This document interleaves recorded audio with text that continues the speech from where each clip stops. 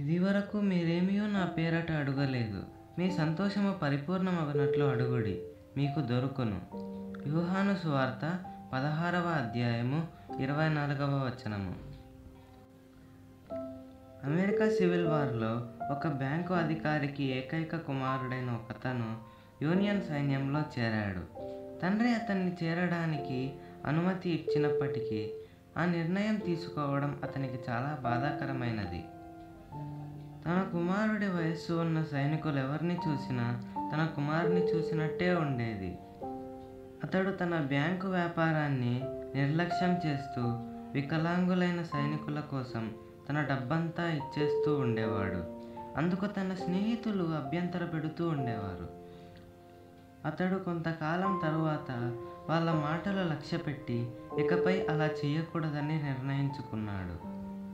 ఈ నిర్ణయం జరిగిపోయిన తరువాత ఒక రోజున అతని బ్యాంకుకు ఒక సైనికుడు వచ్చాడు.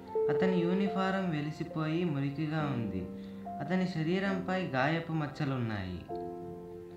ఆ సైనికుడు తన జేబులో నుండి ఏదో తీస్తూ ఉంటే తన సహాయం అడగడానికి వచ్చాడనుకొని ఆ బ్యాంకు అధికారి అన్నాడు, "అబ్బాయ్, ఈరోజు నీకేమీ సహాయం చెయ్యలేను. చాలా బిజీగా ఉన్నాను.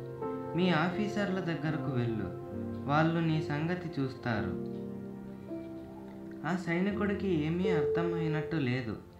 అతడు తన జేబులు తడిమి ఒక మట్టి కొట్టుకుపోయిన కాగితాన్ని బయటకు తీశాడు. దాని మీద పెన్సిల్తో కొన్ని మాటలు ఉన్నాయి.